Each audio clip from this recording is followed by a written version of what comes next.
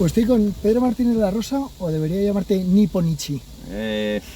Nipponichi es mejor todavía, me trae buenos recuerdos. Vale. ¿Quién te enseñó a conducir?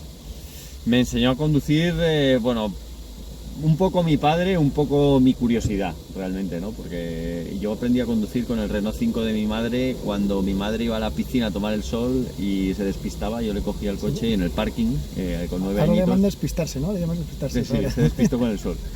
Pero mi padre fue el verdadero artífice de que yo aprendiera lo que son los coches.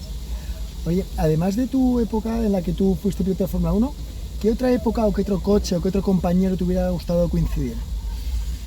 Bueno, me hubiese encantado coincidir con Ayrton Senna, ¿no? O sea, por pedir que no quede, pero ya que coincidir, a ver, no como compañero de equipo dentro de un equipo, me hubiese gustado al menos conocerlo, porque una de mis grandes pasiones siempre ha sido Ayrton Senna, ha sido mi héroe de pequeñito, y alguna vez lo tuve muy cerca, pero nunca me atreví a pedirle un autógrafo.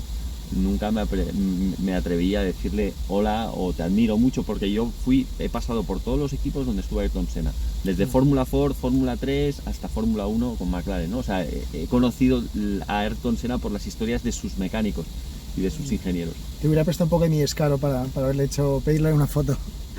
Oye, y como comentarista, ¿qué es lo que te hubiera gustado narrar o qué te gustaría narrar algún día? Lo que más me gustaría narrar es ahora, después de todos estos años en Fórmula 1, que un piloto español gane un mundial de Fórmula 1. Ojalá. Estar otra vez ahí con Antonio en la cabina, porque conforme pasan los años cada vez valoras más lo que es ganar un campeonato del mundo de Fórmula 1, lo difícil que es y que más que sea de un piloto español. Pues ojalá, sea Carlos Sainz, sea Fernando Alonso, sea las nuevas generaciones, ¿no?, que están subiendo, y me es igual, pero que sea un piloto español. ¿Qué es más difícil? ¿Un directo de 2-3 horas sin meter demasiada la pata o una buena salida de Fórmula 1? Es mucho más difícil una salida de Fórmula 1, porque una salida de Fórmula 1 dependes de los 19 pilotos que te estás compitiendo. En Fórmula 1, comentar carreras es muy fácil porque yo soy un pasajero. El conductor es Antonio Lobato. Entonces, cuando Antonio Lobato, para él sí que es mucho más difícil probablemente que una salida, es estresante porque él lleva la voz, pero nosotros, la primera vuelta, sobre todo en la salida, solo le damos inputs de dónde está Carlos, dónde está Fernando, dónde hay, si pasa algo muy grande, pero la narración la lleva él, el peso lo lleva él. Entiendo. ¿Dónde tienes más manías? ¿En plató o en un coche, me da igual, al turismo, o en el Fórmula 1 cuando corrías? Tengo la misma manía en los dos, que es siempre entro en el coche por el lado izquierdo, siempre, y siempre me siento en la silla de comentarista por el lado izquierdo. ¿En serio? O sea que es la Curioso. misma. ¿En qué coche tienes el peor recuerdo y quién te da más la lata en plató? El peor recuerdo, sin duda, lo tengo con un Toyota Supra, con el coche con el que corrí el año 96-97 campeonato de GT japonés, porque en el estreno del coche lo planché contra un muro. Muy bien. No di ni una vuelta, o sea, cogí una placa de hielo en la recta de atrás del circuito de Aida en Japón, y fue siniestro total. De ahí nos fuimos al taller, tuvieron que hacer un coche nuevo y fue muy duro llegar a boxes y decirle a los mecánicos que el coche estaba siniestro. O sea, fue muy duro porque llevaban una semana casi sin dormir. O sea, de hecho yo llevé un poco el camión en los últimos kilómetros porque se me dormían. Entonces llegamos ahí, durmieron un poco, se despertaron y vuelta al trabajo. Bueno, pues lo siento mucho. Lo siento mucho, es algo que yo creo que han pasado los años y todavía tengo pesadillas. Y en plató, a Porti, a Roldán, Lobato, ¿quién te da más la lata? El que más da la lata es Toni Cuquerella. Sin duda, porque a veces a Toni le tenemos que decir que no está en una carrera, no está en el muro, es una carrera, estamos comentando, damos nuestra opinión, nos podemos equivocar. Él llega un momento en la carrera que hay que decirle: Toni, tranquilo, que no llevas los cascos, no estás en comunicación con el piloto. Esto es, lo vive. Sí, lo vive hasta tal punto que hay que se tome una tila, ¿sabes? Porque se pone muy nervioso. Y ahora justo lo contrario, circuito favorito y tu mejor recuerdo de plató, o donde mejor te lo pasas. En mi circuito favorito siempre será Suzuka, porque creo que es el más bonito, más difícil, más técnico y es en el que he disfrutado más buenos recuerdos tengo. Y en el plató, me lo paso muy bien con Antonio y con Tony, con Iñaki, con Porti, con el equipo, con Albert, con Noemi, todo el equipo creo que es fabuloso. Yo los mejores recuerdos que tengo es probablemente en el Gran Premio de España del 2000, parece que fue el 2011, que Fernando saliendo cuarto hizo una salida bestial y se puso primero en la primera. Me acuerdo, me acuerdo de esa salida. Y fue una de las salidas más bonitas que yo he visto.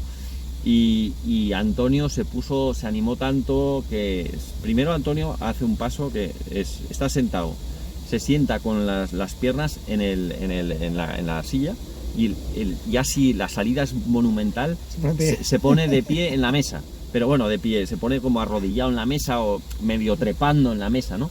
O sea, y me acuerdo que estaba Fernando en la curva 3, pasa primero, esta madre de Dios, qué salida, madre de Dios, me giro y estaba encabritado, estaba casi, yo creo que estaba dándole besos al monitor, o sea, había llegado al monitor, ¿no? Había trepado. Fue un momento de decir, oye, qué pasión le mete a Antonio, qué bonito, que el público a tope, gritando, fue un momento muy bonito.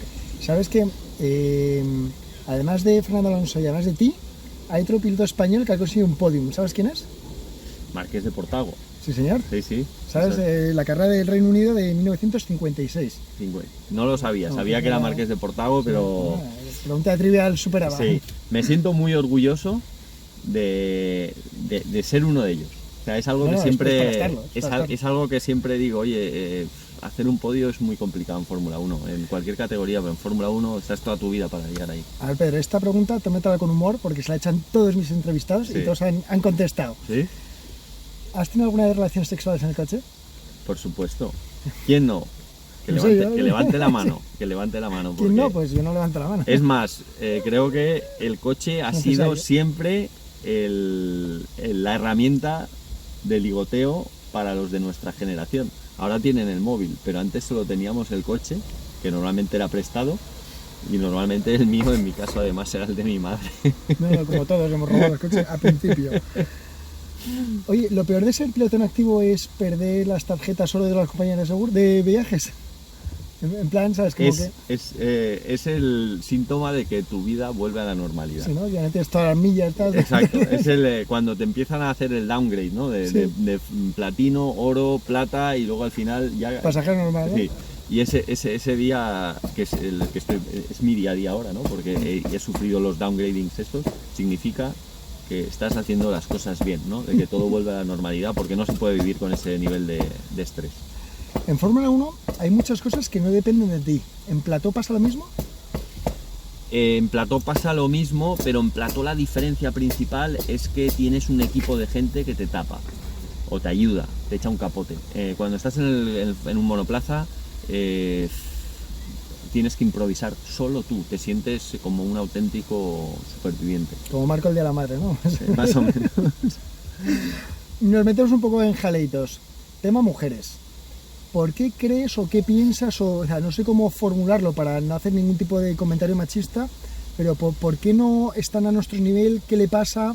¿Harías una Fórmula 1 mixta? Es decir, no sé, es un poco un conjunto de cosas. A ver, hay dos factores muy importantes. Uno es la falta de tradición por los tipos de sociedad en la que hemos vivido, y está cambiando y está transformando, gracias a Dios, pero lo cierto es que hay muchas menos mujeres que se inician en el mundo del automovilismo. Si vas a las carreras de karting, que es de donde salen los pilotos actuales de Fórmula 1, hay siempre muchas menos mujeres que hombres. Por lo tanto, ya la base de la pirámide para llegar arriba es más estrecha, ¿no? Con menos mujeres dedicándose desde pequeñitas. Y luego hay un problema que es físico. Y esto es una verdad como un templo, y es que las mujeres tienen menos fuerza. O sea, realmente el físico es como en el tenis, por ejemplo, que siempre hay esa diferencia y no llegan. En el coche no es tan importante como en el tenis, pero porque es un deporte menos físico. Pero sí que es verdad que el físico cuenta en el automovilismo, y bastante. Entonces hay las mujeres, ese último toque de precisión que te da el tener la capacidad física, obviamente lo han de trabajar mucho más en el gimnasio para llegar a un nivel similar. Yo no digo que no puedan llegar, pero digo que es mucho más difícil que estén al nivel. Es decir, no todas las mujeres tienen el físico para poder luchar a ese nivel. Entendido. Pero, dicho esto, creo que lo que condiciona más es el hecho de la cantidad de mujeres, las pocas mujeres que se dedican, estadística pura y dura. Vale. Si estuviera en tu mano, ¿qué cambiarías para la Fórmula 1 del año que viene? Igualdad a nivel elementos aerodinámicos comunes, sobre todo. O sea, metería los alerones delanteros, traseros, el fondo plano, difusor, todo igual. Patos café, ¿no? Todo es para el mismo. Vale, Entonces ahí se vería cómo realmente la aerodinámica no le interesa a nadie. Los coches de calle no utilizan la aerodinámica prácticamente para nada, pero determinan Fórmula 1 más que el motor, más que todo. Entonces hay que elementos comunes, cada uno que tenga su propio chasis, monocasco, pero el resto prácticamente igual. ¿Has estado alguna vez en un desguace? ¿Sabes cómo son? No, Bueno, sinceramente. Te invitamos en Desguaces del Choque, te invitamos a que vengas y que te cambie el concepto de seguro de qué es un desguace para ti. Pues sabes que es algo que me gustaría mucho ver. Pues oye, te lo digo en serio, verás que estás porque no he ido más que bienvenido y sería un muchas placer. veces me he hecho la pregunta, ¿qué demonios hacen con los coches? Pues estás invitado, ¿vale? Por último, te voy a decir 5 homólogos tuyos y me vas a decir qué tipo de coche o una marca que le darías, me da igual, como tú prefieras.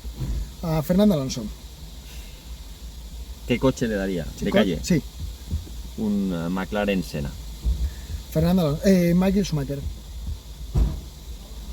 Ferrari. La Ferrari. Carlos Sainz, hijo. Bueno, hijo o padre, el que quieras, los dos. Carlos Sainz padre, un Renault 5 Maxi Turbo. Con el petróleo. Porque para mí siempre que lo veo, para mí está ahí conduciendo todavía. Y Carlos hijo, un McLaren 720S. Y por último un tal Lobato. Ese no es homólogo tuyo, pero bueno, como le tienes ahí todos los días. Antonio Lobato, un car sin motor. O sea, va parado. Como el de los picapiedras, ¿no? Sí. Pedro, oye, muchísimas gracias, no te robamos más tiempo, que sé que vas súper aquí a muchas cuchillo. Gracias a vosotros. Un placer y por supuesto queda pendiente la invitación al desguace. Muchas gracias. Mucho gas.